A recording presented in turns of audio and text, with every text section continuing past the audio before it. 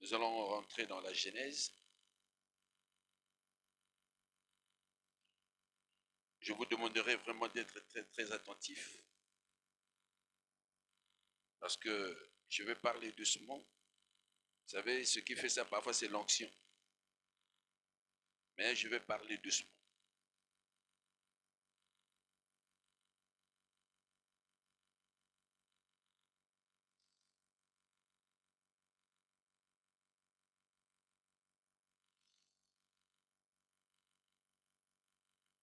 Lorsque le Sauveur m'appellera, entendre, je répondrai lorsqu'il appelle. Je répondrai, je serai quelque part pour entendre mon nom. Je serai quelque part, je serai quelque part là pour entendre mon nom. Je serai quelque part, je serai quelque part là pour entendre mon nom. Si mon cœur est droit quand il m'appelle, si mon cœur est droit, j'entendrai. Si mon cœur est droit quand il m'appelle, je serai quelque part pour entendre mon nom. Je serai quelque part, je serai quelque part là pour entendre mon nom.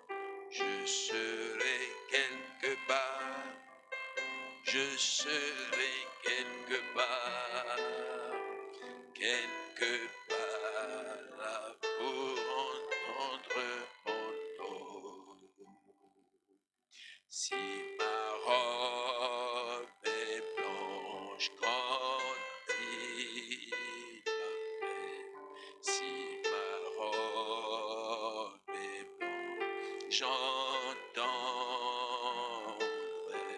Si ma robe est blanche quand il m'appelle, je serai quelque part pour entendre mon nom. Je serai quelque part, je serai quelque part là pour entendre mon nom. Je serai quelque part, je serai quelque part pour entendre mon nom. Dieu, notre Père Céleste, maintenant, ô Dieu, nos regards se tournent vers toi. Toi, le guide suprême, qui connaît le chemin de la vie. Tu es le chemin, la vérité et la vie. Si nous sommes assis ici, parce que nous réalisons, ô Dieu, en écoutant ta parole, qui est esprit et vie, c'est pour, ô Dieu, que nous puissions nous rendre parfaits, comme toi tu es parfait, au travers de ta parole. Ô Dieu, il y a ici des travailleurs, il y a ici des commerçants, il y a ici des ouvriers. Il y a ici, oh Dieu, des artistes, toutes confondues. Ils pouvaient faire quelque chose chez eux, mais oh Dieu de gloire, ils ont abandonné tout ce qu'ils ont. Ils se sont conformés à ta parole pour te rendre gloire en ce jour de résurrection. Dieu notre Père, puisque nous sommes venus à toi, répands ton onction. Ton onction, ô Dieu, qui bénit, qui fait de nous de nouvelles créatures de Dieu en Jésus-Christ. C'est ce que nous cherchons, Seigneur. De telle sorte que, ô Dieu, les gens voyant l'Esprit de Dieu, témoignant de notre esprit que nous sommes enfants de Dieu, je crois, finiront, ô Dieu, par venir à toi. Seigneur, tu as créé le monde. Et le monde était informe et vide. Et c'est ce que nous allons voir. Puisse, ô Dieu, nous montrer que, effectivement, pourquoi toi tu sépares.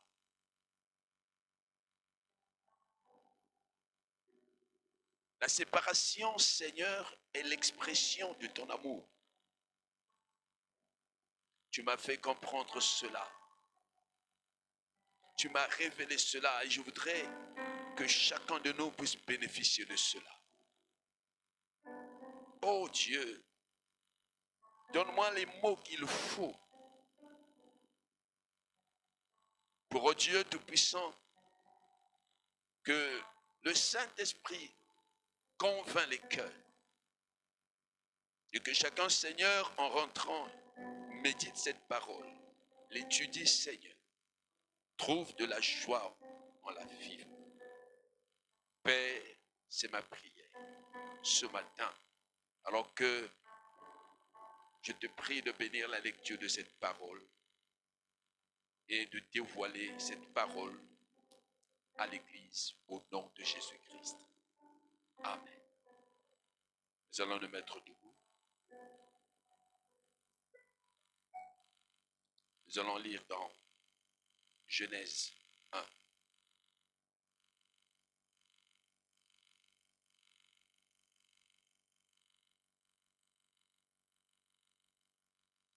Au commencement, Dieu créa les cieux et la terre. Point.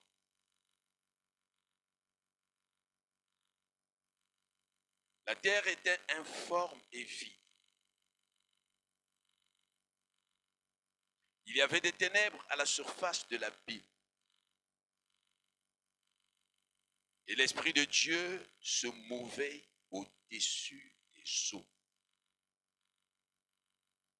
Dieu dit que la lumière soit. Et la lumière fut. Dieu vit que la lumière était bonne. Et Dieu sépara la lumière d'avec les ténèbres. Dieu appela la lumière jour et il appela les ténèbres nuit. Ainsi, il y eut un soir et il y eut un matin. Ce fut le premier jour. Dieu dit, il y a une étendue entre les eaux et qu'elle sépare les eaux d'avec les eaux. Et Dieu fit l'étendue et il sépara les eaux qui sont au-dessous de l'étendue d'avec les eaux qui sont au-dessus de l'étendue. Et cela fut ainsi. Dieu appela l'étendue ciel. Ainsi il y eut un soir, il y eut un matin. Ce fut le second jour. Dieu dit que les eaux qui sont au-dessus du ciel se rassemblent en un seul lieu et que le sec paraisse. Et cela fut ainsi. Dieu appela le sec terre et il appela la main des eaux mer. Dieu vit que cela était bon. Amen. Veuillez vous asseoir. Que le Seigneur vous bénisse richement. Je vais toucher les 3 premiers jours de la Genèse. Je dis bien les 3 premiers jours de la Genèse. Le 3e jour, le mercredi, je parlerai des êtres vivants ou de la vie végétale ou de la verdure, mercredi, et des corps célestes. Le 3e jour de vendredi, nous aurons prière. Et le samedi, le dimanche, je parlerai du 4e, 5e et 6e jour. Selon que Dieu va nous conduire. Je vais parler de l'œuvre de la séparation. Amen. Donc, nous venons de lire une écriture. J'aimerais lire le frère Branham dans la brochure La puissance de transformation du 31 octobre 65. Je vais lire beaucoup de paragraphes, supportez-moi. Je vais lire paragraphe 33, 36, paragraphe 40, 49, 53, 55, 57, 60, 61, 63, 64, 65. Et finalement, nous rentrerons dans ce que je viens de lire, la Bible. Au lieu de commencer avec la Bible, commençons avec le frère Branham et nous allons terminer avec la Bible. Amen. Je demande au ministre de bien me suivre. Je demande aux officiants de bien me suivre. L'œuvre de la séparation, c'est là que Dieu commence. Parce que la terre est informe. Et la terre est vide. La terre n'a pas de forme. La terre est vide, il n'y a rien. Et l'esprit se mouvait au-dessus des eaux. Donc, une terre qui n'a pas de forme. Au commencement, Dieu créa les cieux et la terre. Quand Dieu a créé, il n'y avait rien. Il n'y avait pas de forme. C'est comme un homme qui n'a pas de forme, défiguré. Il n'y a pas de forme. Mais il faut donner la forme. Il y a le vide. Il faut mettre des choses. Mais Dieu, pour donner la forme, Dieu, pour mettre des choses, il procède par quoi? Par la séparation.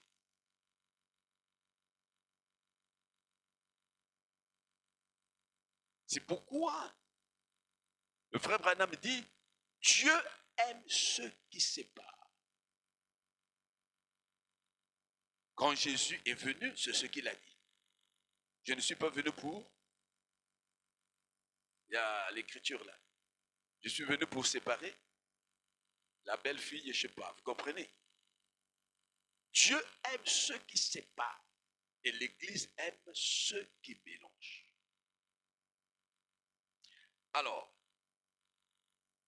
frère Branham dit ceci, au paragraphe 36.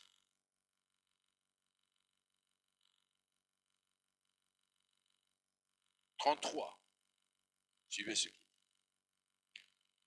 dit. Je reste parce qu'ici, c'est l'un des endroits où je sens que je peux enseigner les choses que je veux dire ce matin. Et puis, bien sûr, frère Léo et frère Jeanne, et les autres vont les élaborer quand nous partirons et feront ressortir ces points comme je l'ai entendu si gracieusement mentionné dans son message de ce matin. C'est qu'il saisit cela. Mais vous ne pouvez pas le dire de l'estrade comme ça ou sur les bancs. Mais voyez, asseyez-vous simplement et étudiez-les. Continuez de les étudier encore et encore. C'est difficile à comprendre. Tant de gens comprennent mal cela. Et saviez-vous, petit troupeau, qu'il en est ainsi pour tous les êtres humains? Il en a toujours été ainsi. Si nous ne pouvions pas comprendre notre Seigneur et Sauveur Jésus-Christ, même ses apôtres, vous voyez, alors comment pouvons-nous nous attendre à comprendre cela en ce jour-ci? Vous voyez?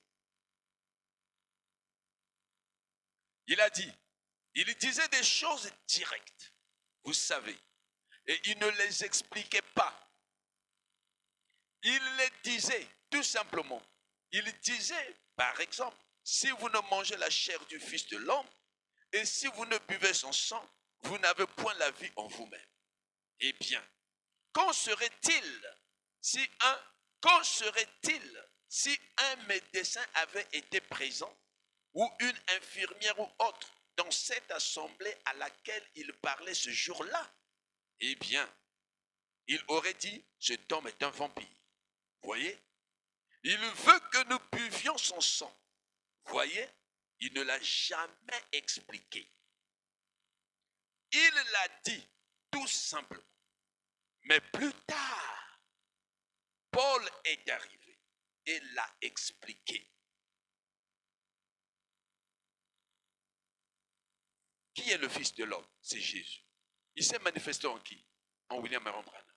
Jésus dans Branham a déclaré des choses que parfois nous comprenons aujourd'hui.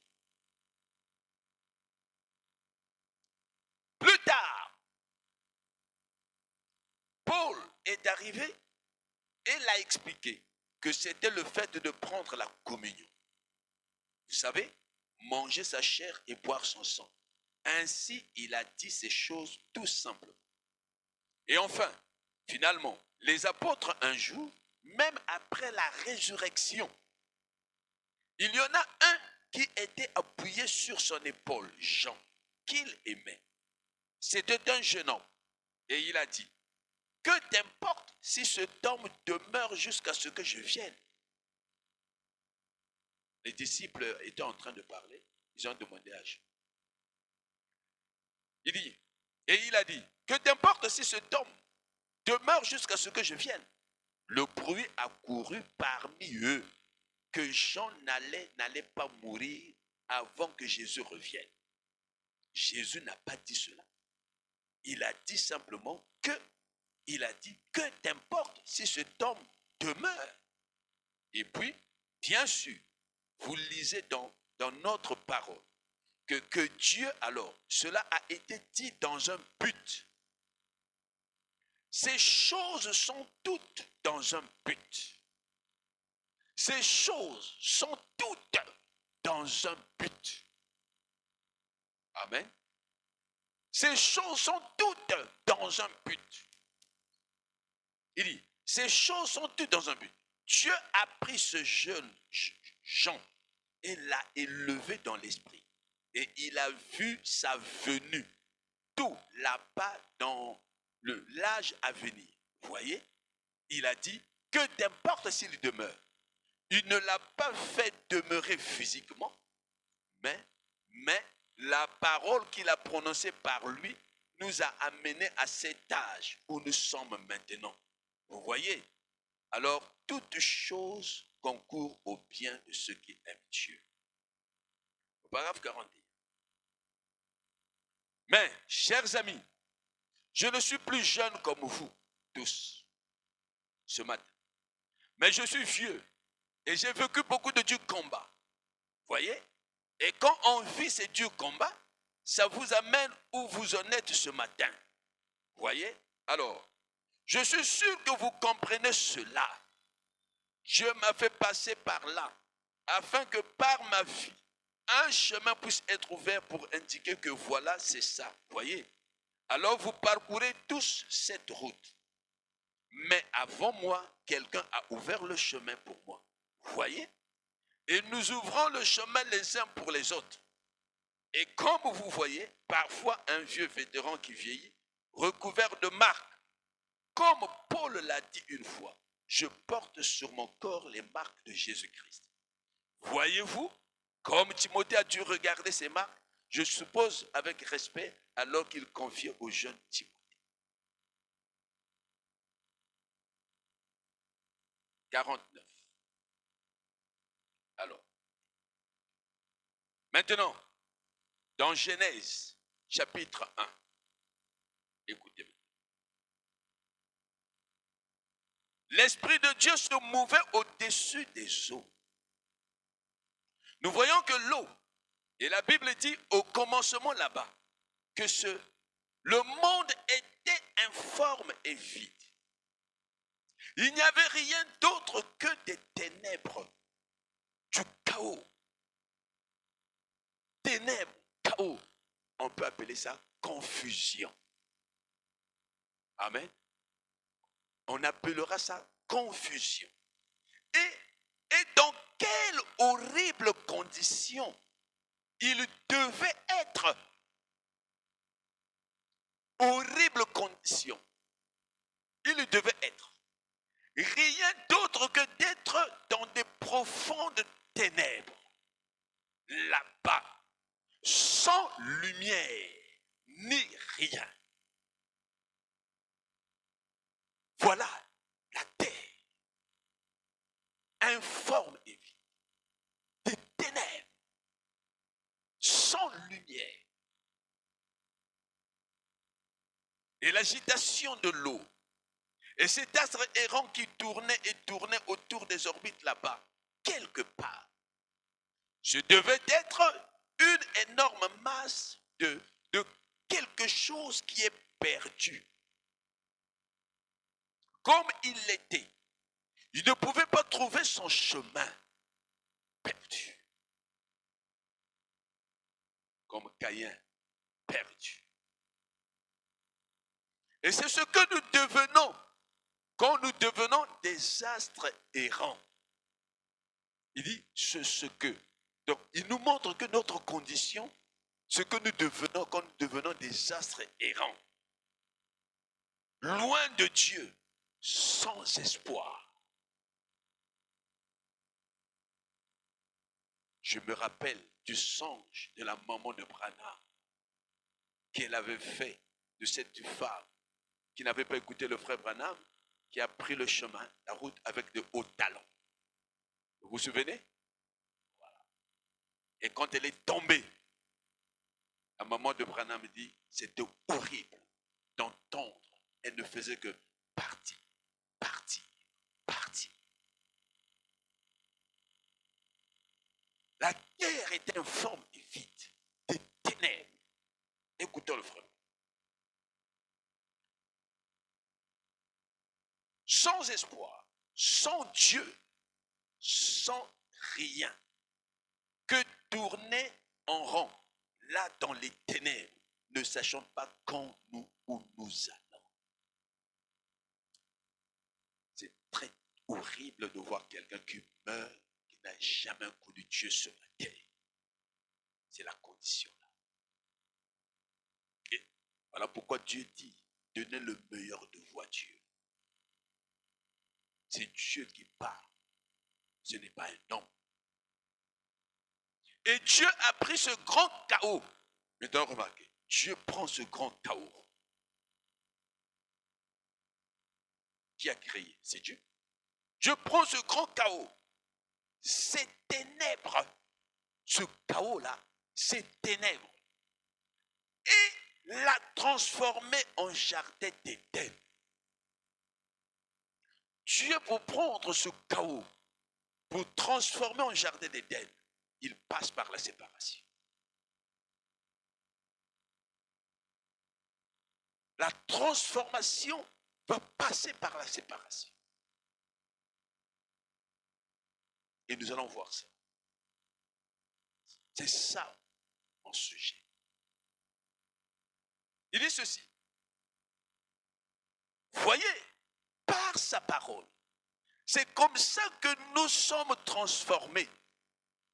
Il amène cela dans le domaine spirituel. Il parle à l'Église. Il regarde ce que Dieu a fait dans la Genèse, là-bas au commencement. Le prophète regarde et il nous prêche. Il dit, c'est comme ça que nous sommes transformés par la parole de Dieu. La parole de Dieu fait quoi? Quand Dieu a dit que la lumière soit, cette masse, cette création là-bas est venue autour du soleil, a commencé à tourner autour du soleil. Et elle est devenue un jardin d'Éden parce qu'elle a obéi à la parole de Dieu. Le frère Branham, quand il prêchait, il y avait des gens intelligents. Il y avait des érudits, des sages qui étudiaient la Bible. Donc quand il parle, il se dit que les gens entendent. Branham n'avait pas une assemblée comme celle-ci. Non. Il y a des théologiens qui venaient, c'est-à-dire des docteurs de la loi, pour voir s'il va faire une erreur. Des gens qui ont étudié la Bible, qui venaient écouter un homme qui n'était pas instruit, mais qui était conduit par le Seigneur. Il voyait ce que Dieu, non pas seulement les miracles, non, mais le contenu de la parole. C'est des gens qui savaient que les miracles, c'est un appât seul. Mais il fallait la parole qui peut toucher l'épouse. Parce que l'épouse, ce ne sont pas les miracles. L'épouse, ce ne sont pas les prodiges. L'épouse, c'est la parole. Et pas n'importe quelle parole. C'est la pluie d'arc-en-ciel qui est dans les eaux profondes. Donc il faut un enseignement profond pour avoir l'épouse. L'épouse n'est pas facile. Tu peux prêcher, l'épouse t'écoute. Il est discerne. L'épouse, c'est cette femme samaritaine que les gens appelaient prostituée. Mais quand Jésus est venu, elle a dit, elle a cité l'écriture. Amen. C'est ça. C'est la parole. L'épouse n'est pas légère. Non. L'épouse, quand il s'agit de l'enseignement de la parole, elle ne dort pas. Elle ne dort pas. Elle est éveillée. L'épouse, c'est celle-là. Si vous voyez que s'il y a l'enseignement et que les gens dorment, ce n'est pas l'épouse. Parce que c'est là, lisez le frère Branham, ils ont besoin des biscuits. Quand les choses profondes commencent à venir, les gens commencent à partir. Lisez bien le frère Branham dans la biographie, il dit ils ont besoin des biscuits.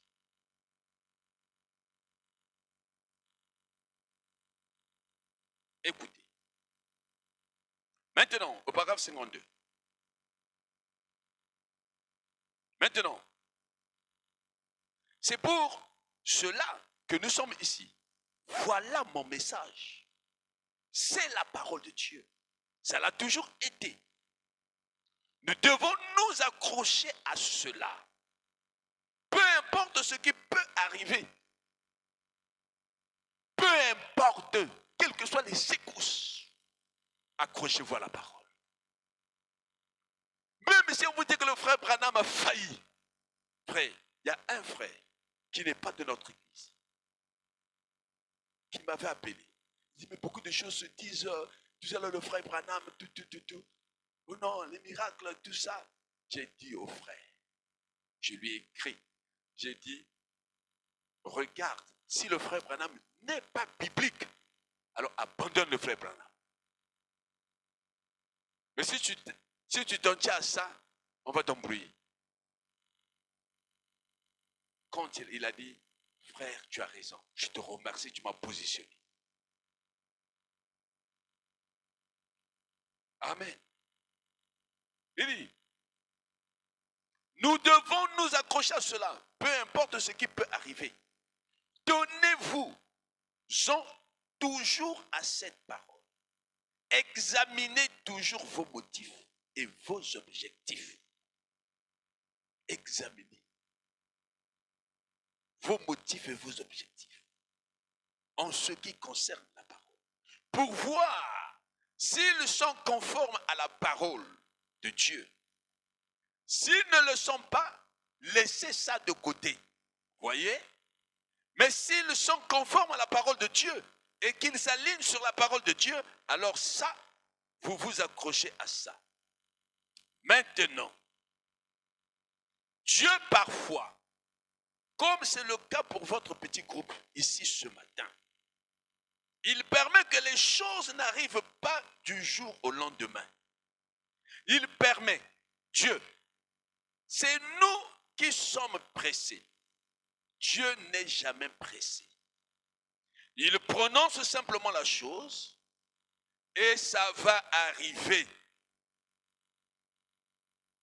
Si toi tu prononces la chose, tu vas chercher tous les moyens, tu es pressé. Amen. Mais Dieu n'est pas pressé. Voilà pourquoi il nous dit, tenez-vous tranquille, car je suis, sachez que je suis Dieu. Il n'est pas pressé. Il prononce simplement la chose et ça va arriver. Car quand il dit quelque chose, cela doit arriver. Ça se produira. Il permet que ça prenne le temps qu'il faut. Amen. 55. 55 à 57. Suivez-moi bien. Bon, Dieu a dit que la lumière soit. Et il a fallu 6000 ans pour que cet Éden voie le jour. Et les Écritures nous enseignent ceci. Car un jour sur la terre est comme 1000 ans devant Dieu. 1000 ans sur la terre, c'est un jour devant Dieu. Il a donc fallu 6000 ans pour créer cette terre. Et pour en faire un Éden. Je vous pose la question. Pour créer cet Éden, quand Dieu a dit, Dieu créa les cieux et la terre, qui connaît le temps? Ça, personne ne connaît. Mais les 6000 ans, c'est quand?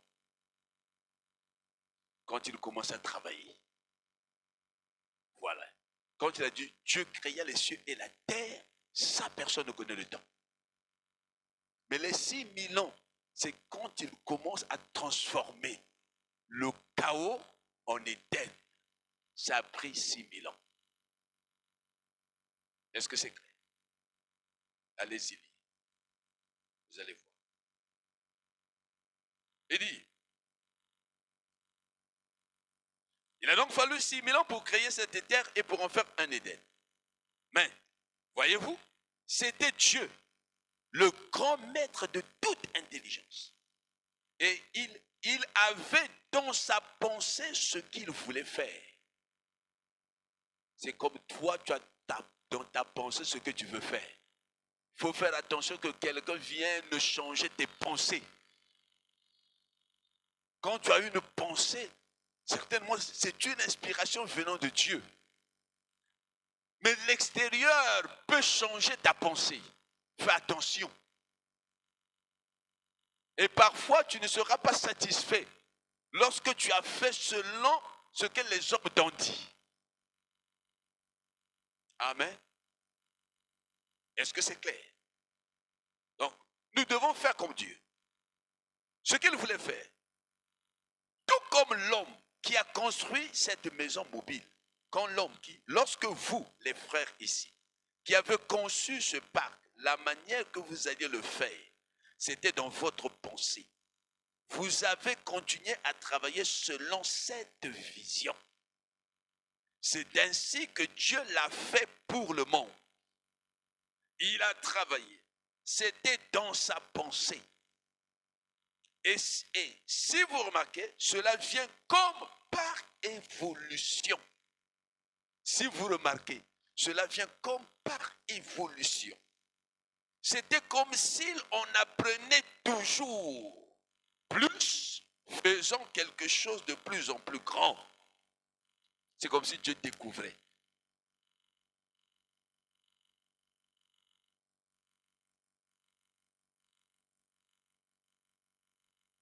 Mais voyez, il était au-dessus de tout.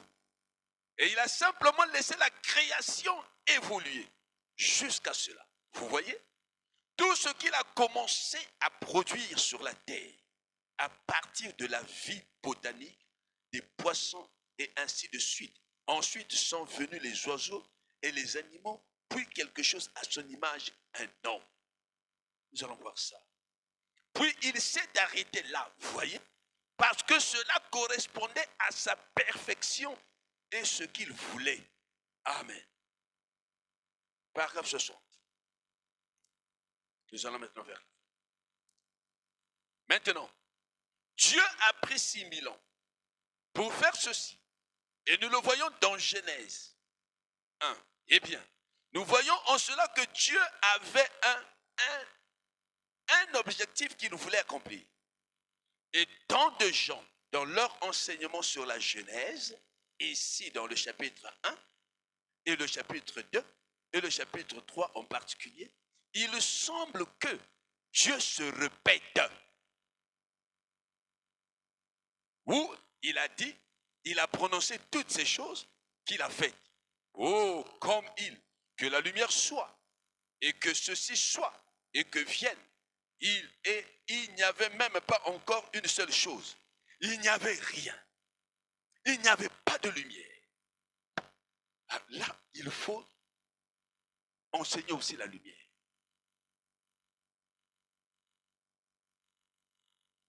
La parole. Le frère Branham dit, quand il y a un tonnerre, il faut qu'il y ait de l'éclair. Quand il n'y a pas d'éclair, il dit que c'est un message faux. Amen. Un message doit porter des fruits.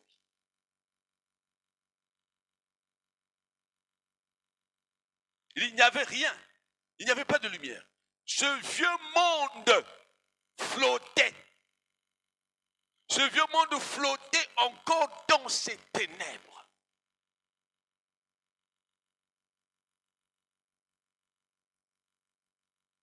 Oh là là. Il était couvert d'eau.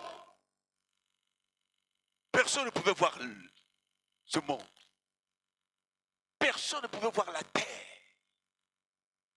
Couvert d'eau.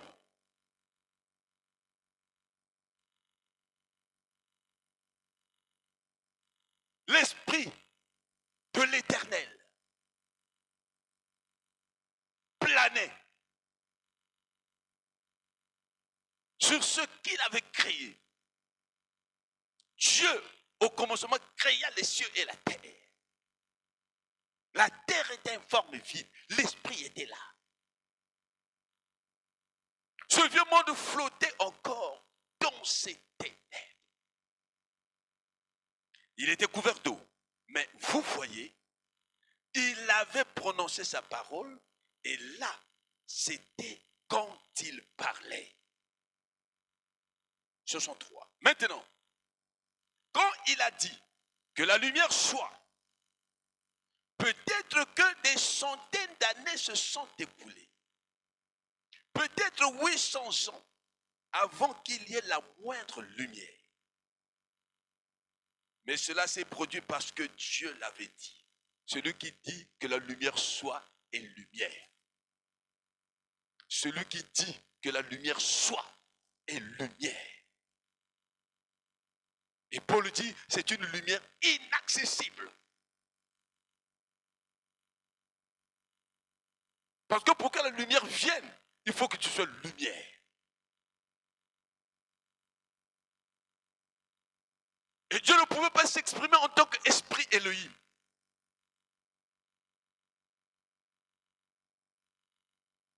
Non. Dieu devait avoir une forme. Parce qu'il devait donner une forme à ce monde.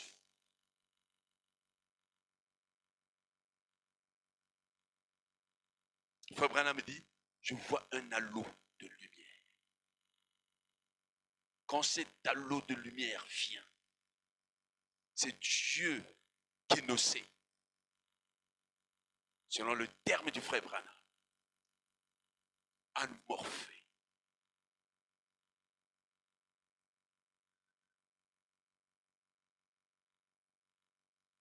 C'est cette lumière qui plane. C'est cette lumière qui dit que la lumière soit.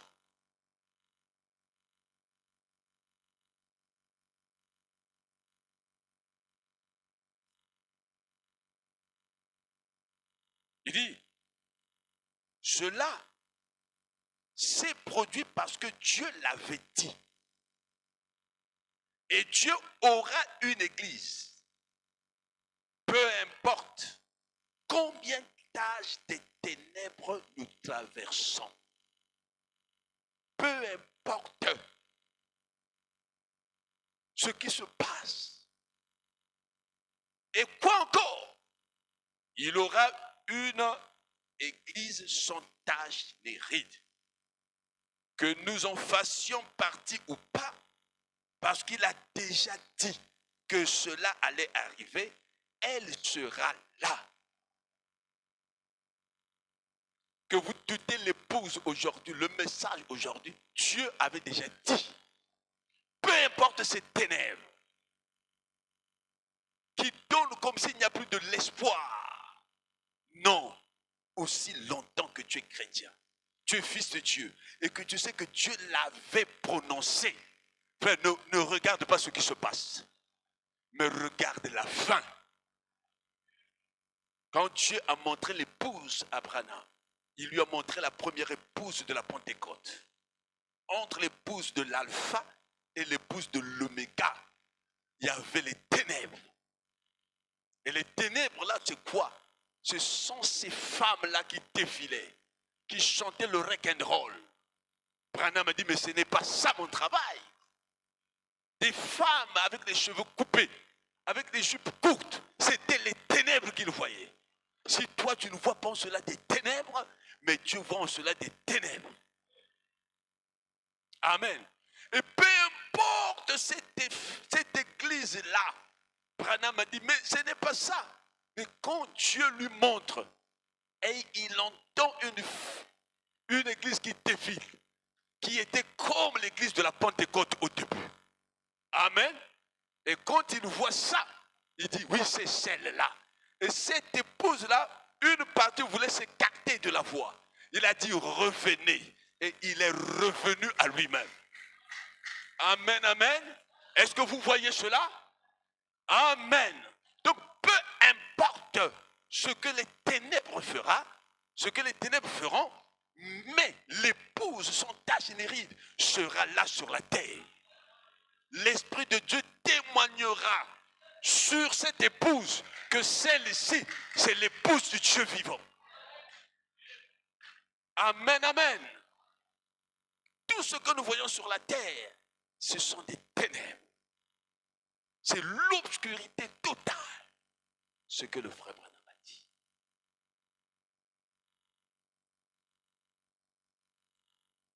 On peut avancer? Alors, il dit, au paragraphe 65, et il a ordonné de transformer ceci en une vie végétale et en chaque vie qu'il a produite. Il a prononcé ces mots, comme par exemple qu'il y ait un palmier, qu'il y ait un chêne, qu'il y ait un sapin. Amen. quand le frère Branham nous parle, il montre que Dieu devait transformer. Mais comment Dieu va-t-il transformer? Repartons dans la Genèse. Amen. Écoutez très bien. Donc, Dieu veut faire que le monde soit dynamique. Le monde soit vivable. Le monde soit habitable. Et pour cela, Dieu, le prophète, dit que Dieu transformait par évolution. Donc, Dieu, par évolution, opérait plusieurs séparations. Et nous allons voir comment il le fait. Amen. Lisons dans Ésaïe 45, au verset 18. Ésaïe 45, verset 18.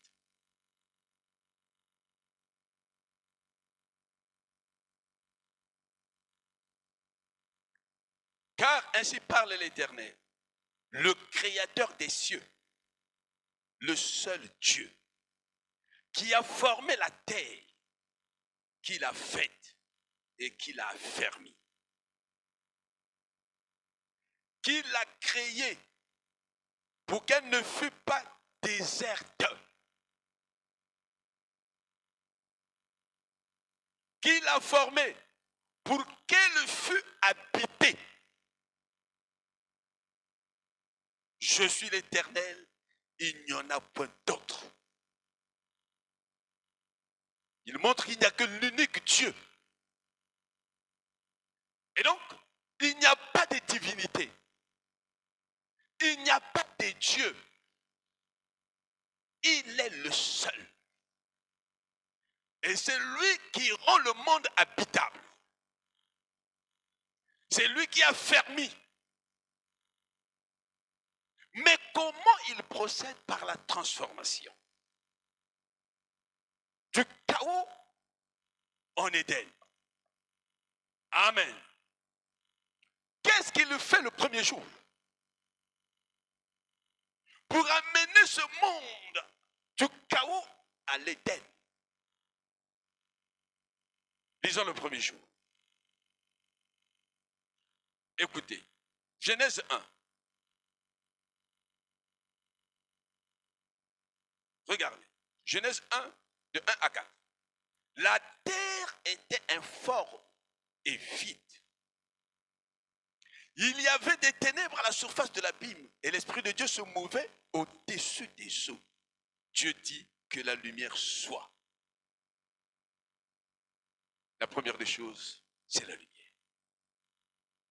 Que la lumière soit. C'est quelle lumière? C'est Dieu qui dit que la lumière soit. Parce que cette lumière, ce n'est pas le soleil. Il crée le soleil le 4e jour.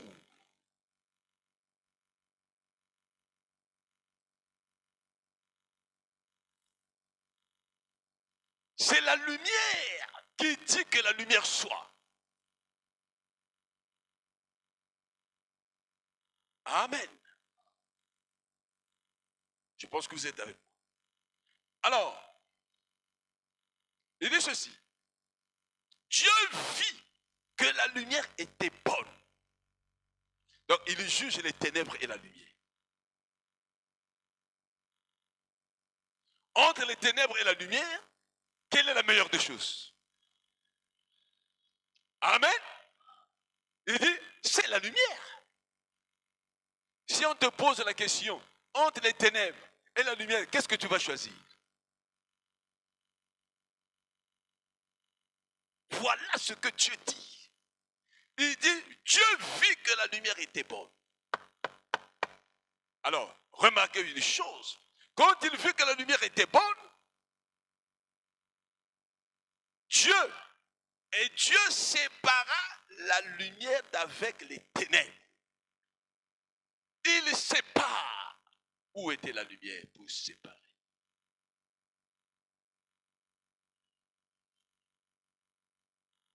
Amen, amen, amen. Regardez très bien. La préférence de Dieu, c'était la lumière. Mais cette lumière qu'il va séparer avec les ténèbres va entraîner des conséquences.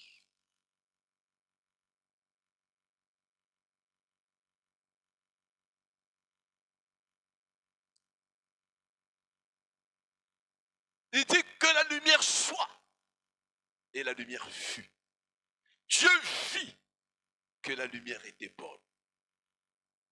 Dieu sépara la lumière d'avec les ténèbres. Dieu ne nous dit pas comment il a séparé la lumière d'avec les ténèbres. Ça, moi aussi, je ne peux pas dire. Dieu ne dit pas ça après.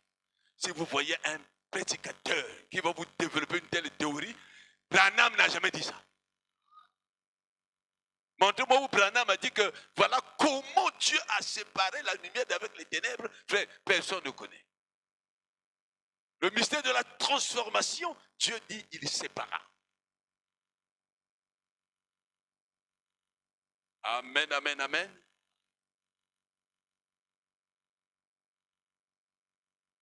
Alors, quand il le fait, Dieu, quand il sépare, quand il transforme, quand il envoie la lumière dans les ténèbres, je ne sais pas comment ça s'est passé. Frère, toi et moi, on ne peut pas dire. Il y a des gens qui réfléchissent là. Si c'est sur ça que tu vas étudier, tu vas souffrir. Amen. Il y a des gens qui veulent devenir, qui veulent épater. Non, si tu viens ici, tu épates là, c'est compliqué. Là, tu commences à faire de la philosophie. Et nous ne sommes pas ici pour la philosophie.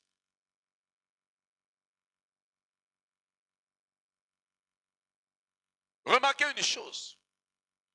Il faut que la lumière était bonne. Il sépara les ténèbres avec la lumière. Et qu'est-ce qui se passe? Remarquez, il dit, Dieu appela lumière jour et il appela les ténèbres nuit. Ainsi, il y eut un soir, il y eut un matin. Ce fut le premier jour. Dieu doit évoluer. Frère Branham dit, Dieu doit. Ce fut le premier jour. Le premier jour, il a apprécié la lune. Il a dit que la lumière soit. Et la lumière fut. Quelle lumière! J'ai envie de vous dire quelque chose. En Égypte, quand les enfants de Dieu étaient à Goshen, il y avait quoi? Et les enfants égyptiens, là-bas, il y avait quoi? Posez-vous la question. C'était quelle lumière?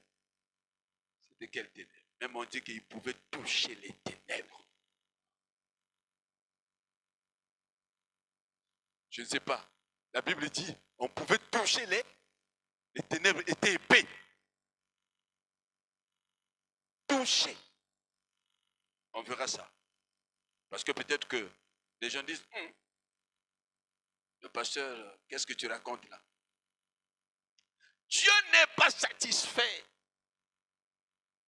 Il doit évoluer. Il a séparé. Maintenant, qu'est-ce qui se passe? Regardez ce qu'il dit. Au verset 6, Dieu dit qu'il y a une étendue. La terre est informe et vide. Dieu commence à travailler comme un bon architecte ou bien un bon artisan. C'est ça, non? Un bon artisan. Il dit ceci. Dieu dit qu'il y ait une étendue entre les eaux.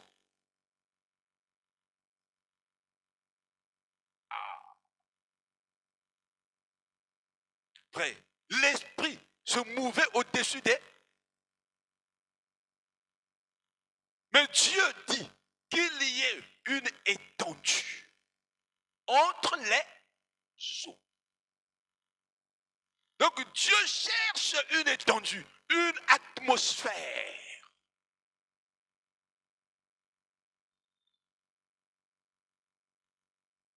C'est comme si les eaux, avec les eaux qui couvraient la terre, et il y avait des eaux sous forme de brouillard, les nuages. Je ne sais pas si vous comprenez. Et Dieu veut une étendue. Dieu travaille. Amen. Remarquez, au verset 7, il dit, et Dieu dit, Dieu fit l'étendue et il sépara les eaux, suivez, qui sont au-dessous de l'étendue, d'avec les eaux qui sont au-dessus de l'étendue. Et cela fut ainsi.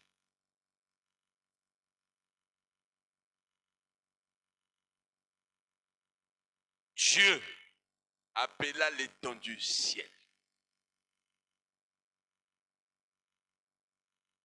Dieu passe par la séparation.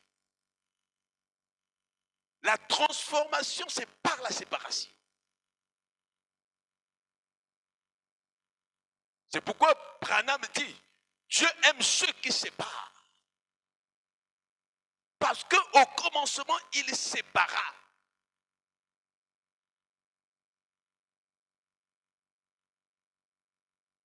Amen. Regardez, avançons. Donc, quand Dieu dit ça, c'est comme s'il n'y avait pas d'atmosphère. Et Dieu doit créer l'atmosphère pour qu'il y ait la vie.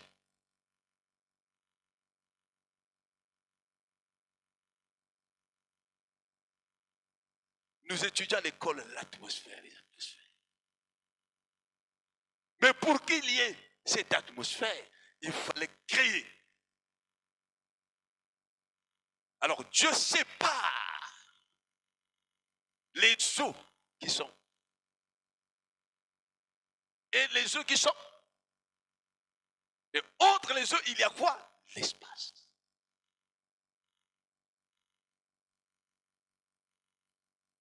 Qui comprend? J'ai dit, les ministres doivent me suivre. Au commencement, j'ai dit, c'est des choses qui seront difficiles. Avançons. Parce que ceci doit rentrer dans l'application spirituelle. Amen.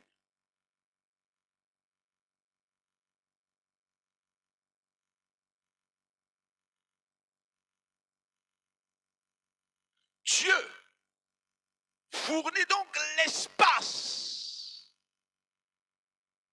pour faire quelque chose, pour faire vivre. Et remarquez, et cela fut ainsi. Dieu appela l'étendue ciel, ainsi il y eut un soir, il y eut un matin, ce fut le second jour. Je vous dis, il appréciait. Il appréciait comme il appréciait la lumière. Pourquoi n'apprécie-t-il pas?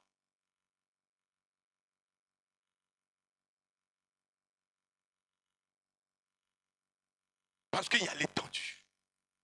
Est-ce qu'il appréciait? Non.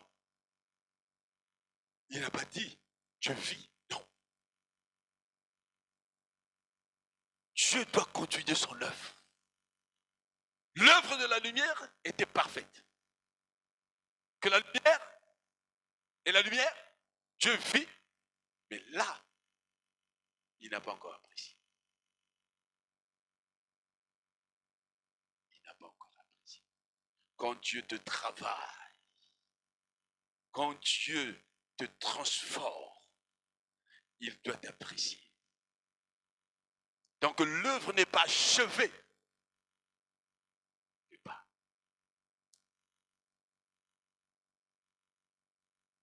Amen, amen, amen. Écoutez très bien.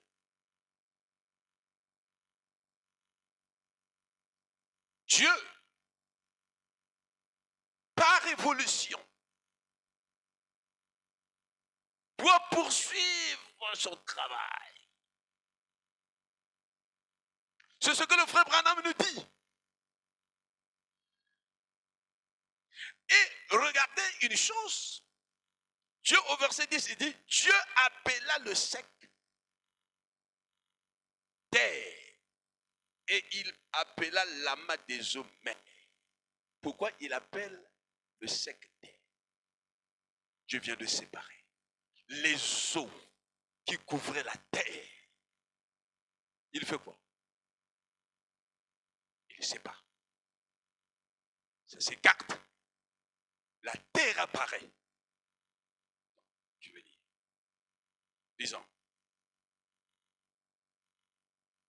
Dieu appela, au verset 8, Dieu appela les temps du ciel.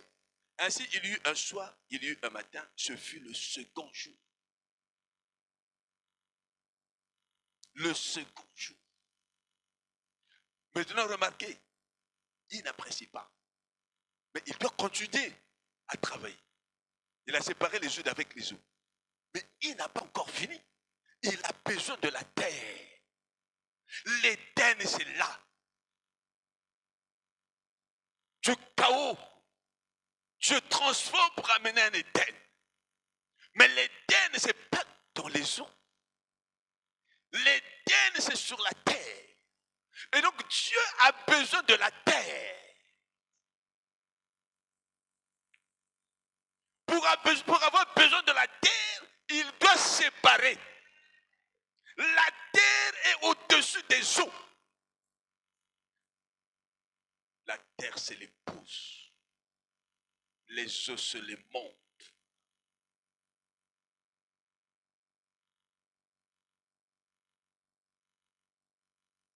Amen. Et remarquez comment il procède. Il doit transformer. Il dit ceci. Dieu appela l'étendue du ciel. Ainsi, il y eut un soir, il y eut un matin. Ce fut le second jour. Dieu dit que les eaux qui sont au-dessous du ciel se rassemblent en un seul lieu.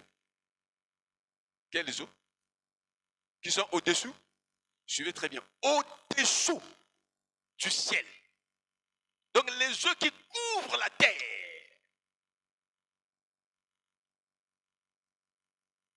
Il a déjà séparé les eaux d'avec les eaux. Il a créé l'étendue, l'espace.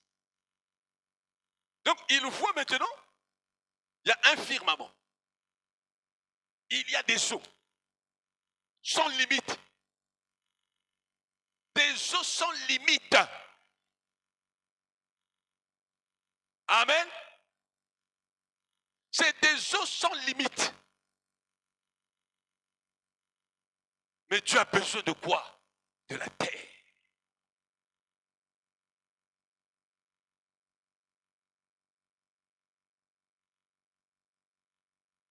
Tu as besoin de toi. Tu as besoin de moi. Amen. Dieu a besoin de nous. Je vais doucement. Parce que je vais vite, les gens vont se perdre. Lisons les Écritures. Il dit, Dieu dit que les eaux qui sont au-dessous, et prononce bien, du ciel se rassemblent. Donc il ordonne. Quelle autorité! La parole d'autorité. Frère, c'est la parole d'autorité qui fait fuir le démon. Amen. se retire.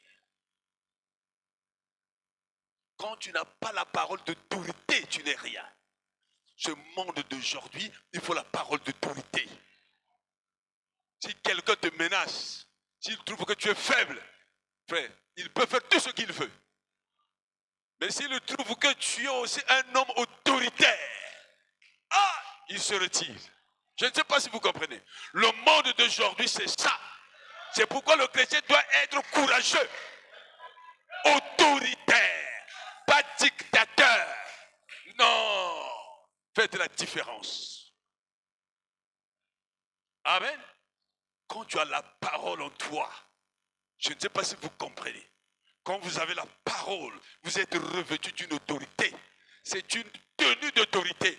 Le policier, même s'il n'est pas fort, mais quand il porte la tenue de la police, on reconnaît qu'il représente l'État. Et on ne blague pas avec l'État. Soit petit qu'il soit, tu auras peur de lui. Amen.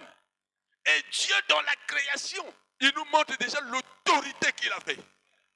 La foi qu'il avait. Dieu, notre Dieu, est un Dieu de foi. Et il nous transmet cette foi. Tu es une source de bénédiction. Quand tu prononces la parole, crois à cette parole. Cette parole s'accomplira. Ne regarde pas le temps. Amen. Tu prépares un examen, dis-toi que je l'aurai. Peu importe le temps. Tu as un Dieu. Confie-toi en lui. Tu dépends de lui. Tu fais sa volonté. Je ne sais pas si vous comprenez.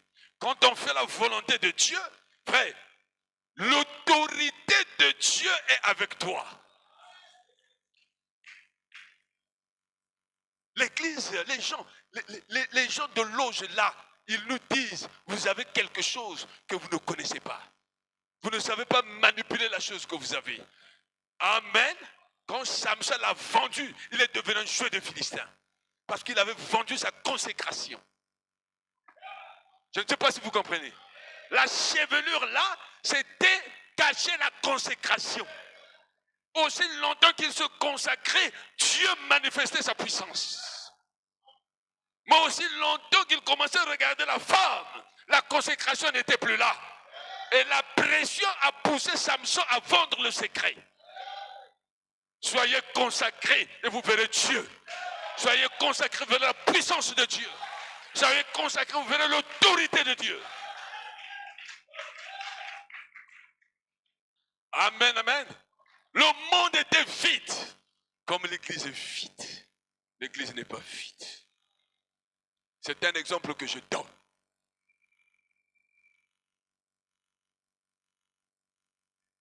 Amen. Informe une église formaliste.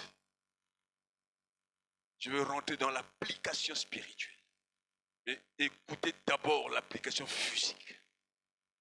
Dieu sépare. Amen, amen, amen. Est-ce que vous êtes avec moi? Dieu poursuit. Ça, je vais lire quelque chose.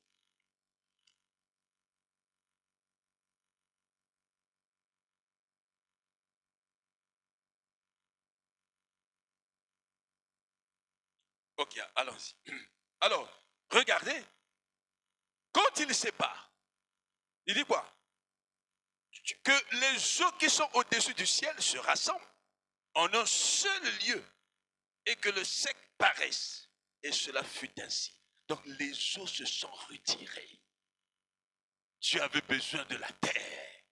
Quand les eaux se retirent, la terre paraît. C'est le sec. Donc les eaux ne peuvent plus envahir. Est-ce que vous voyez? Il y a le sec. Les eaux ne peuvent plus envahir. En tout temps, les eaux envahissaient. Mais quand Dieu a parlé, les eaux se sont retirées. Amen. Alors, qu'est-ce que Dieu dit? Il dit ceci. Dieu appela le sec terre. Il donne le nom.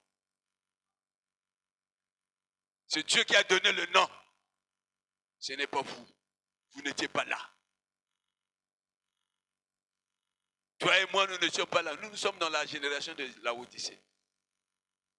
Amen. Il dit, Dieu appela le sec terre et il appela la masse des eaux mer. Dieu vit que cela était bon. C'est à ce moment-là qu'il dit que c'était bon. Pourquoi? Parce que la terre apparaît. Et le sillon qui couvrait la terre illimité, le sillon maintenant est limité et Dieu appelle cela mer. Amen. La mer était sans rivage. Mais maintenant, Dieu appelle cela mer. Parce qu'il fait apparaître la terre ferme. Donc quand tu vas à Pointe-Noire, tu peux dire que ça c'est la mer. Parce que tu es sur la terre. Qui avait fait cela, c'est Dieu. Il avait ordonné.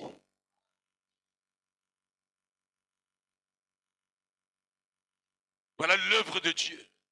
Voilà l'amour de Dieu. La séparation. Amen, amen, amen. Est-ce que vous savez que quand il a séparé, il a donné des ordres? Lisons un peu dans Jérémie 5, 22. Jérémie.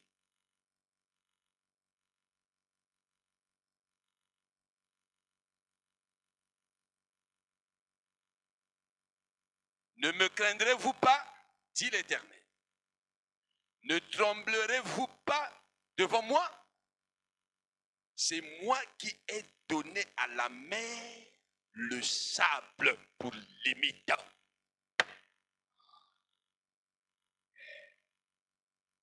C'est moi qui ai donné à la mer le sable pour limite. Limite éternelle qu'elle ne doit pas franchir. Ces flots s'agitent, mais ils sont impuissants. Ils mugissent, mais ils ne la franchissent pas. Qui a fait ça? Dieu, par sa parole d'autorité. Mais ce jour-là, lorsque le péché est arrivé, Dieu a ordonné au temps de Noé que les eaux couvrent. Amen. Il a permis aux eaux de couvrir la terre. Le péché. Je ne sais pas si vous comprenez cela. Et la terre retourna, non pas complètement, mais de façon partielle, à une terre informe. C'est pas vrai? Il n'y avait plus de vie. Les eaux ont envahi la terre. Au temps de Noé, il n'y avait plus de vie. Il n'y avait plus d'arbres. Il n'y avait plus rien. Il n'y avait plus que l'arche de Noé.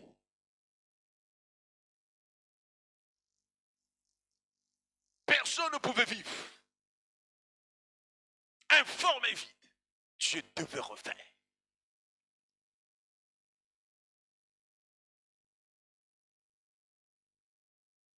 Comprenez? Amen, amen. Il est 12 heures. Supportez-moi. Amen. Regardez.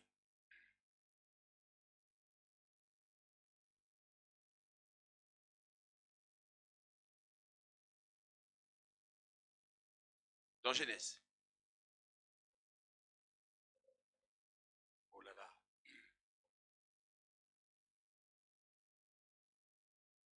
Genèse. Il dit ceci.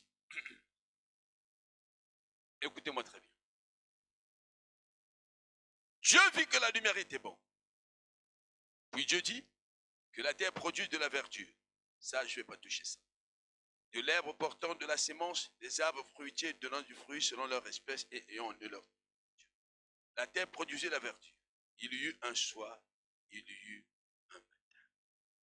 Et ce fut le troisième jour. Regardez. Quand nous lisons au verset 16,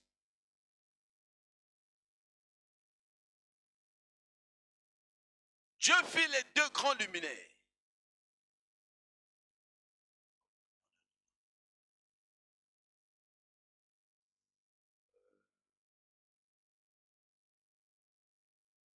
Excusez-moi. Voilà. Au verset 5. Dieu appela lumière jour et il appela les ténèbres nuit. Ainsi il y eut un soir, il y eut un matin. Ce fut le premier jour. Regardez. Dieu appelle les ténèbres nuit.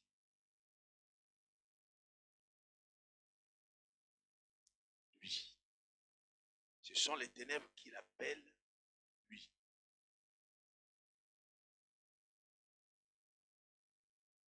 Et la lumière, il appelle cela jour. Le jour. La lumière. La clarté. C'est le jour. Maintenant, tu veux très bien, il appelait l'étendue ciel. L'obscurité nuit. La lumière jour.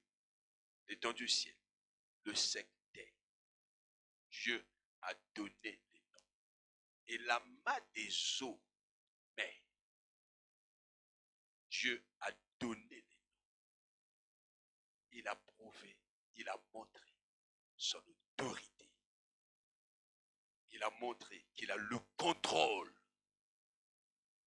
sur tout. Amen. Quand tu donnes le nom, ça veut dire quoi? Quand vous donnez le nom à quelqu'un, tu as le contrôle. Il faut que je vous dise ça. Le frère Branham, c'est le frère Branham qui le dit. Le nom. Quand tu donnes le nom, tu as l'autorité sur moi. Voilà pourquoi il dit ne donnez pas des mauvais noms à vos enfants. Ne donnez pas un nom comme Elvis. Il dit Elvis veut dire chat. Dieu avait le contrôle sur chaque chose.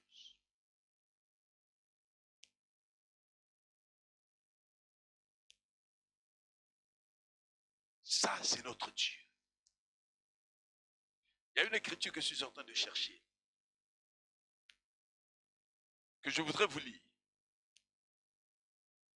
Avant d'avancer, regardez.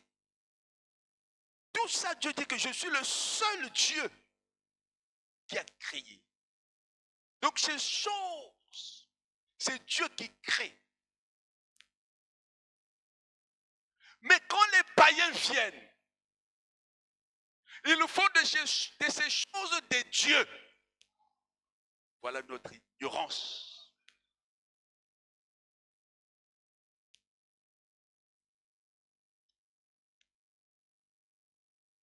Je ne sais pas si vous me comprenez.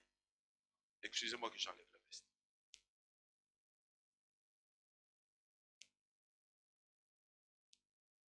J'avais un truc ici dans le temps, mais je ne vois plus ça.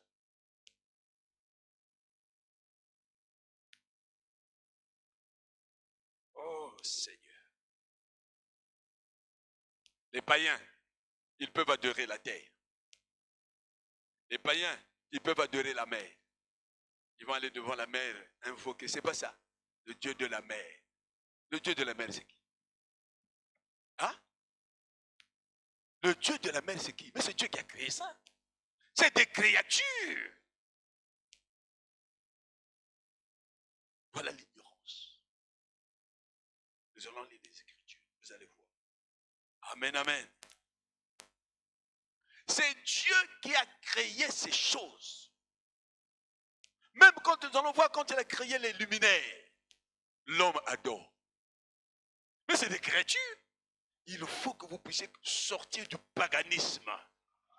C'est pourquoi le frère Branham, lorsqu'il voit, frère, il n'avait pas le temps. L'esprit peut être ici, peut habiter ici. Mais Dieu ne viendra pas vivre ici. L'esprit, le démon est capable de vivre dans un animal, mais pas Dieu. Le démon peut être dans un arbre, mais pas Dieu. La créature de Dieu, dans laquelle Dieu demeure, c'est la perfection. C'est-à-dire, quand il a créé l'homme, il a vu la perfection. Il s'est vu lui-même, pas l'homme de la chair, l'homme esprit. Amen. Regardez, moi, je m'arrête là aujourd'hui. Mais je voudrais vous montrer, nous allons avancer. Nous remarquons que Dieu a séparé pour amener la beauté, pour faire sortir la terre. C'est pourquoi, frère, il y a une chose que vous devez comprendre. À partir du chaos, Dieu amène un éternel. Mais pour que l'éternel soit là, il fallait la terre. Et sur cette terre, il va remplir. Parce que la terre était informe et la terre était informe et mais le vide est là, il faut qu'il y ait quoi? Il faut qu'il y ait des animaux. Il faut qu'il y ait des arbres. Il faut qu'il y ait des oiseaux. Il faut qu'il y ait... Il fait ça pour qui? Pourquoi vous détruisez la nature? Pourquoi vous êtes vous-même les destructeurs de l'environnement? Je ne sais pas si vous me comprenez. Amen, amen, amen. Dieu n'a pas mélangé, et Dieu a séparé. Pour faire sortir la beauté, Dieu ne mélange pas. Parce que quand vous mélangez, il dit que la terre est informe.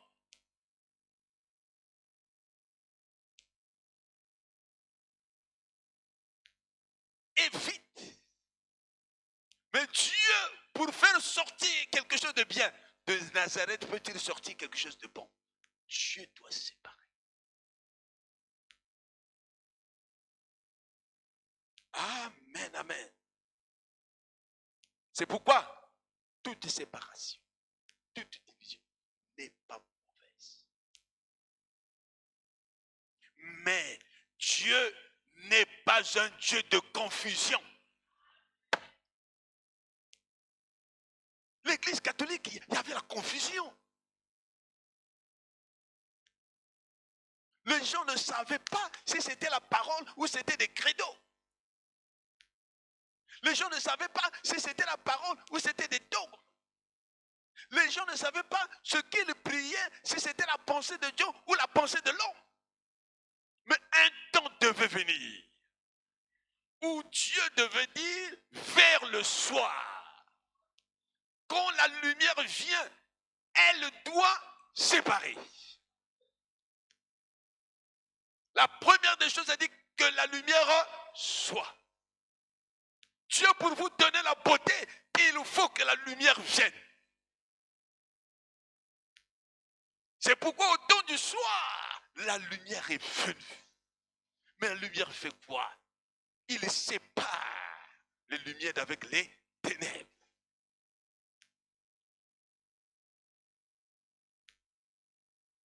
Amen, amen, amen.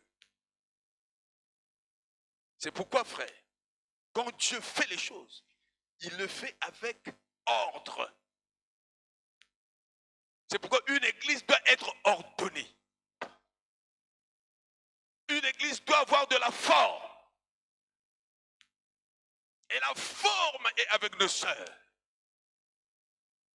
Quand vous venez dans une église, vous voyez des sœurs bien habillées, selon la parole. Je ne sais pas si vous comprenez.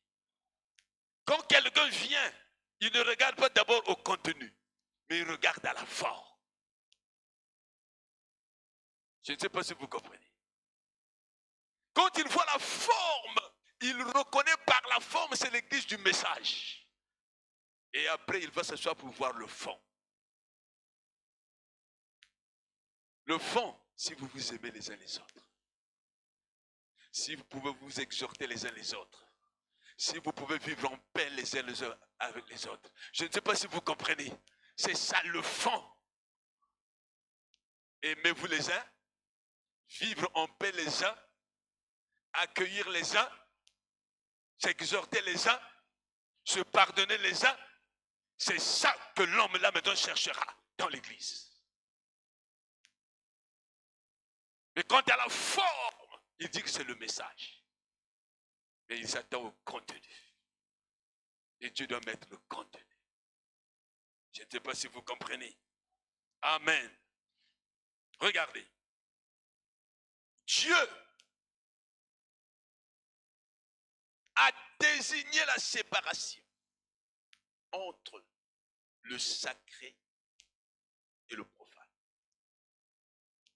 Dieu a exigé la séparation entre le saint et le pécheur.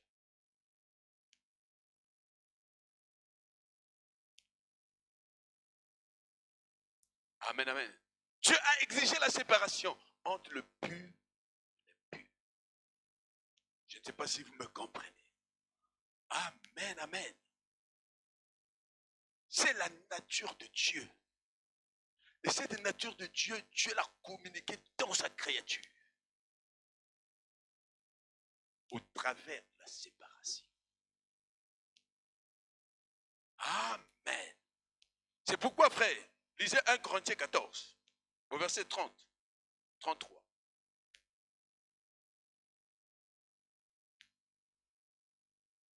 Je vais terminer cette partie. Mercredi, nous allons rentrer là. 1 Corinthiens 14.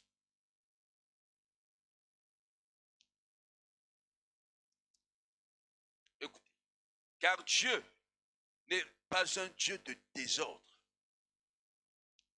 mais de paix. Comme dans toutes les églises des saints. 40. Mais que tout se fasse avec bienséance et avec ordre. Dieu, au commencement, c'est ce qu'il a fait. Il a fait avec amour, avec ordre. Il a fait valoir ses attributs. Et c'est ce qu'il demande à nous. Amen. C'est pourquoi, frère, vous allez constater que toutes les lois de l'Ancien Testament relatives à la séparation visaient à rappeler à Israël.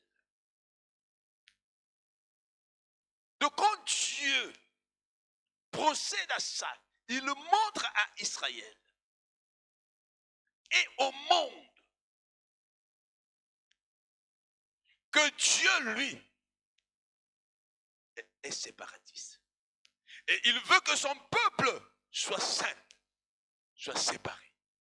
Il veut que son peuple soit séparé des autres nations, comme il l'a fait dans la création. Dans la création, il a séparé la lumière d'avec les eaux, plutôt la lumière d'avec les ténèbres. Et donc, cette séparation-là, il l'amène dans la loi dans l'Ancien Testament. Et il nous montre que Israël, c'est sa nation et doit se séparer des nations.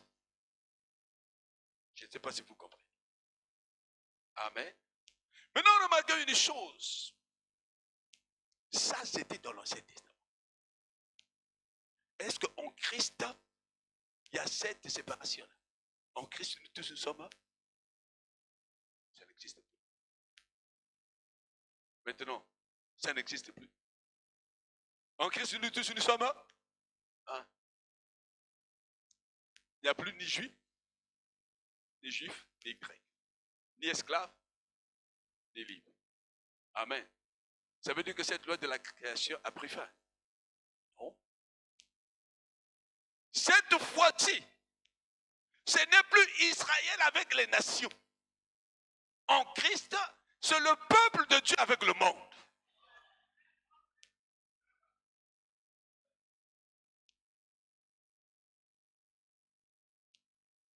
Amen, amen. Laissez Israël là-bas, qui est encore dans l'Ancien Testament, qui nous considère des païens. Est-ce que vous comprenez? Mais nous, en Christ Jésus, nous disons que ce sont nos frères. Mais cette fois-ci, en Christ Jésus, c'est le peuple de Dieu que Dieu sépare avec le monde.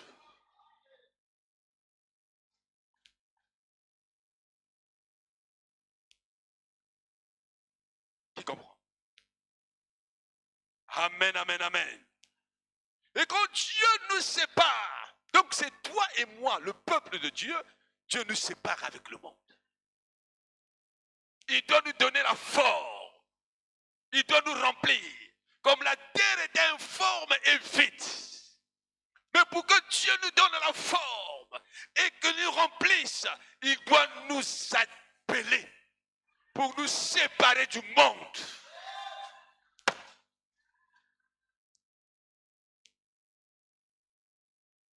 Amen. C'est pourquoi soyez parfaits, comme votre Père Céleste est parfait. Mais quelles sont ces choses? Le frère Branham dit, dans une église séduite, par le monde. Il est 12h20, 15. Maintenant, je voulais vous montrer les choses que le prophète taille pour nous séparer. Je vais m'arrêter. Allons-y. Vendredi, je vais encore rentrer dans l'enseignement. Mercredi et vendredi. Et dimanche, nous donnerons une application spirituelle.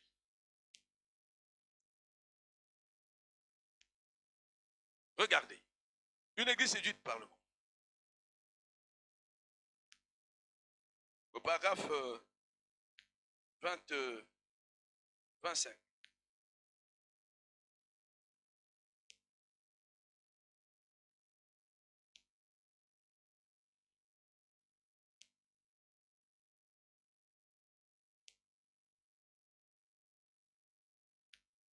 Ok.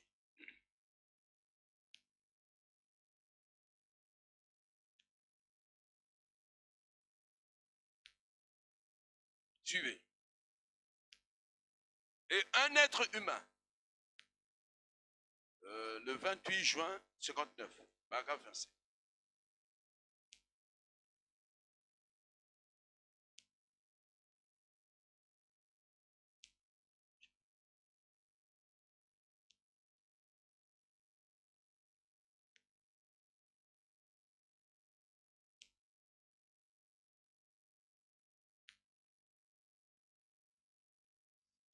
Je pense que là où il parle, ok, c'est bon.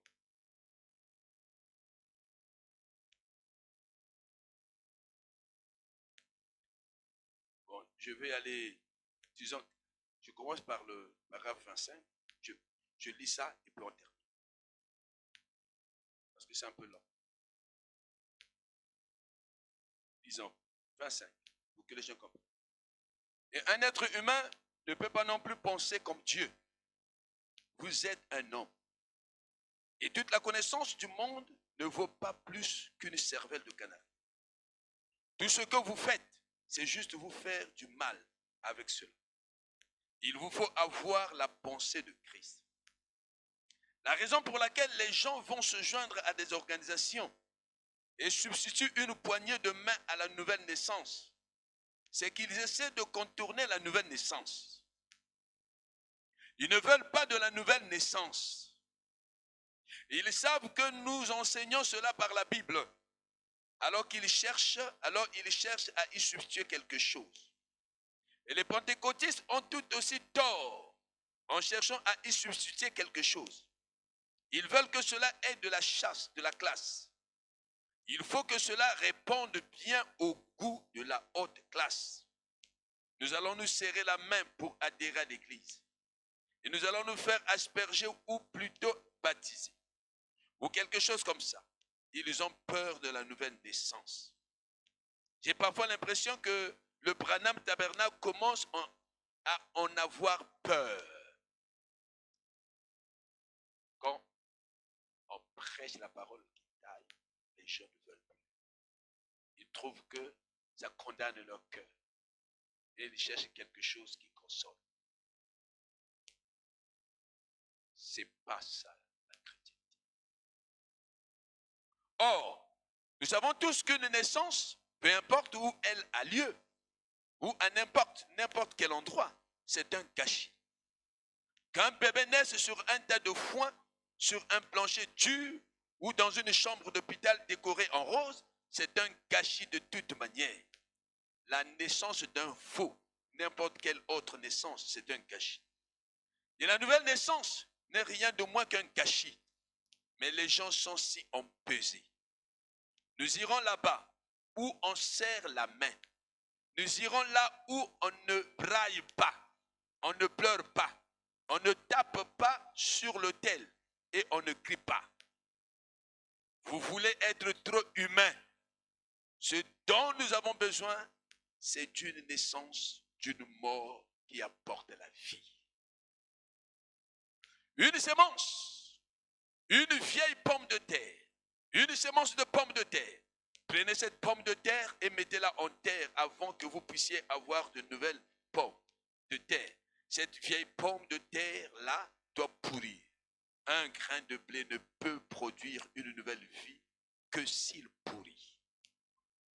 Et un homme et une femme ne peuvent jamais avoir la nouvelle naissance tant que leur intellectualisme et leur moi n'ont pas pourri.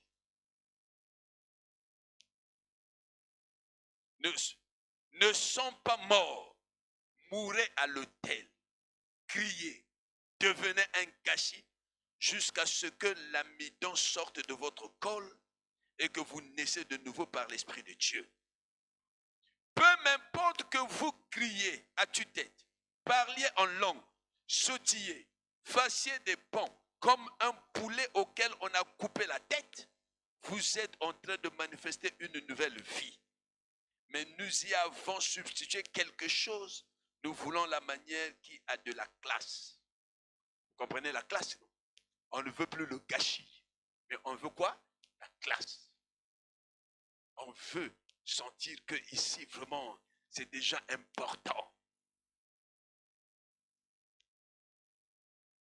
C'est des gens, je ne sais pas quoi. Quand vous devenez intellectuel, frère, je suis intellectuel.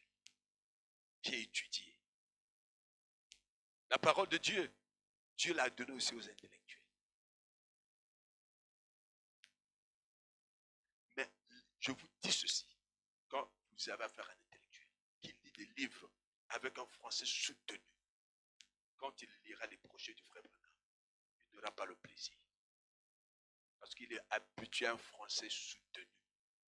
Il va abandonner.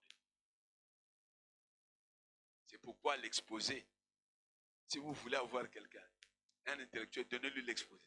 Parce que l'exposé a un français soutenu. Il va s'intéresser.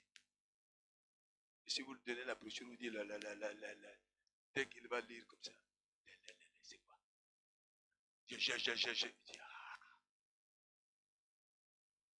Il faut que ça, l'intellectualisme, le moi, doit pourrir. Ils aiment la classe. Dieu, c'est pas ça. Dieu, c'est la nouvelle naissance. Et la nouvelle naissance entraîne le gâchis. Écoutez. L'autre jour, c'était vendredi, mon épouse et moi, suivez bien, suivez maintenant bien, c'est là où c'est. Mon épouse et moi allons au magasin. Je ne veux pas revenir toujours là-dessus. Donc il en parle au pauvre. Ah, le pauvre. Peut-être on lui disait, ah, toi aussi on est fatigué de ça. Que Dieu me parle. Mais alors que nous descendions la rue, je détournais sans cesse la tête d'un côté à cause des femmes nues. J'avais promis à Dieu lorsque j'étais aveugle que s'il guérissait mes yeux, je regarderais la chose correcte. je garde une petite croix suspendue dans ma voiture. Lorsque je vois de telles choses, je regarde la croix et je dis, oh Dieu, voilà mon refuge. En regardant la croix. J'ai vu ces femmes. Mesdames a dit, nous n'avons pas vu une seule femme en jupe aujourd'hui. Donc, elle regardait en ce temps-là, en Amérique. Nous n'avons pas vu une seule femme en jupe aujourd'hui. Et elle m'a dit, Bill. Elle disait quoi? Bill. Comme ma femme. Hein? Si ta femme te dit, hein? Alinou.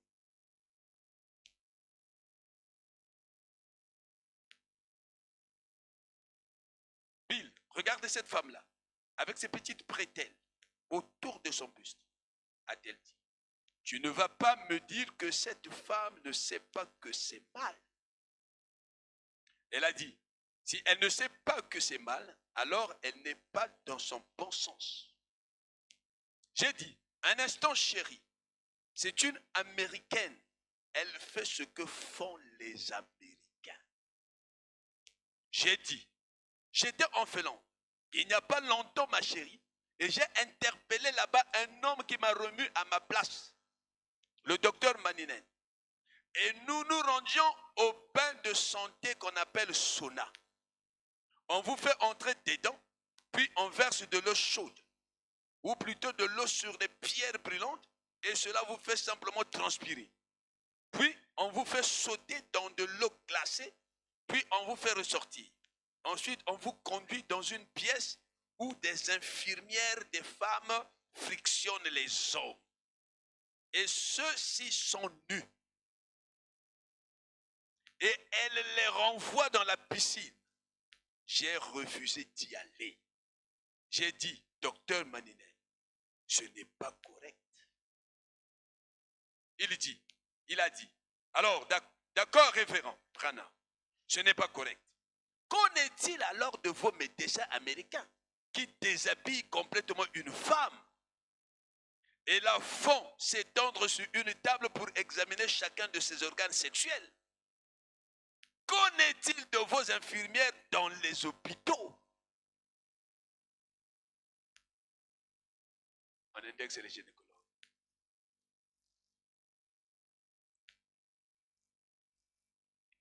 Bon, nos sœurs doivent-elles aller chez les gynécologues ou bien chez des hommes gynécologues et des femmes? La parole le dira. Ah, question. C'est Manina qui dit ça qui Abraham. Écoutez la réponse. J'ai dit, excusez-moi, frère Manina, vous avez raison. Il n'avait plus à où aller. Mais regardez maintenant le frère Branham, comment il va parler. Qu'est-ce? Ce sont des coutumes. Ce sont des, couper les cheveux, c'est quoi? Une coutume, c'est le paganisme. Se maquiller, c'est une coutume. Pourquoi je le dis? Qu'est-ce? Ce sont des coutumes. Lorsque j'étais à Paris, j'avais de la peine à y croire. Les mêmes urinoirs étaient utilisés et par les hommes et par les femmes. Bon, nous, dans nos parcelles, nos toilettes, frère, nous qui croyons le message, nos toilettes, nous en Afrique, dans la parcelle, on a combien de toilettes? Hein? Bon, on vit la parole. On est dans...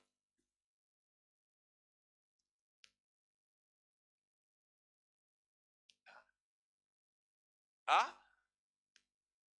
Là où la femme va, là où l'homme va. Là où la femme se lave, c'est là où l'homme va se laver. Je ne sais pas si vous comprenez. Mais le frère Branham dit quoi? Ce sont des... Il dit, hey, c'est pas moi. Hein? Il dit, Je n'arrivais pas à comprendre cela. Que les toilettes au bord de la route soient utilisées à la fois par les hommes et par les femmes. Je n'arrivais pas à croire que lorsque les femmes allaient à la plage se baigner, un jeune homme avec sa petite amie, il n'y avait pas de vestiaire. Les gens enlevaient simplement tous leurs vêtements jusqu'au dernier, se tournant donc le dos pour porter une petite bandelette, puis ils s'en allaient se baigner, mais il en est ainsi. Mais il en est ainsi. Ils n'y font pas attention. C'est une coutume de la France. Est-ce que ce sont des coutumes chrétiennes? Êtes-vous chrétien? Alors, devons-nous vivre comme ça? Si tu as une parcelle, va mettre les toilettes des femmes. Ah, vous voyez, c'est Dieu la parole. Il y a parfois, on ferme les yeux par manque de moyens. Par manque de... Pourquoi je dis ça? C'est ça des coutumes. Mais Dieu sépare. Dieu sépare. Pourquoi le frère Branham, dans ses prédications, il est taillé? Parce que Dieu sépare. Écoutez. En Afrique, les hommes comme les femmes, les jeunes comme les vieux, marchent dans la savane complètement dévêtus. Ils n'avaient jamais su ce que c'est que des toilettes. Est-ce que vous comprenez? Ou ces choses où n'allaient jamais se cacher à la vue des autres. Et ils ne savent pas faire autrement.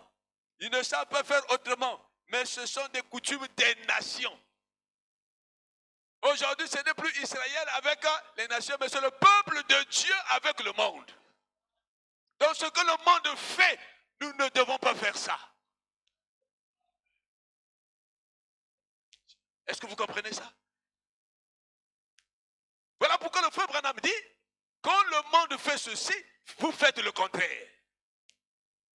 Ah, c'est dur. Il dit, je vous ai dit, supportez-moi, c'est seulement ça que je vais dire. Donc, en Afrique, quand tu rentres dans la savane, là, tu es en train de déféquer. Parfois, l'enfant te regarde. Tu dis, quitte là, quitte là. C'est pas vrai? Hein? En Afrique, au Kenya, tu te rappelles le village? Les gens n'ont pas de toilette, c'est pas ça. Il fait l'essai dans le sachet. À 4 heures avant d'aller au boulot, il jette ça dans la parcelle de l'autre. Ils n'ont pas de parcelle. C'est ce que je dis à vous. Donc toi, quand tu te réveilles devant ta porte, tu vois le caca de l'autre. Toi aussi, tu attends la nuit pour prendre ça et tu jettes. Donc, les bateaux. Les coutumes, ce ne sont pas des coutumes chrétiennes. Écoutez ce que le frère Branham dit. Ce sont des coutumes des nations. Mais j'ai dit, chérie, nous sommes différents. Nous sommes différents. Nous sommes d'une autre nation. Nous sommes des pèlerins et des étrangers ici. C'est ce qui fait que ces choses nous paraissent si mauvaises. Car la Bible dit que ceux qui professent de telles choses, qui les déclarent, montrent qu'ils sont pèlerins et étrangers et qu'ils cherchent une cité à venir. Tout homme ou toute femme, que ce soit en Italie, en France, en Afrique ou dans n'importe quelle autre nation, une fois né de nouveau du Saint-Esprit, ils ne feront plus ces choses-là. Ils ne porteront pas ces vêtements. Ils n'agiront pas ainsi parce qu'ils sont d'une autre nation, dont Dieu est le chef et le constructeur.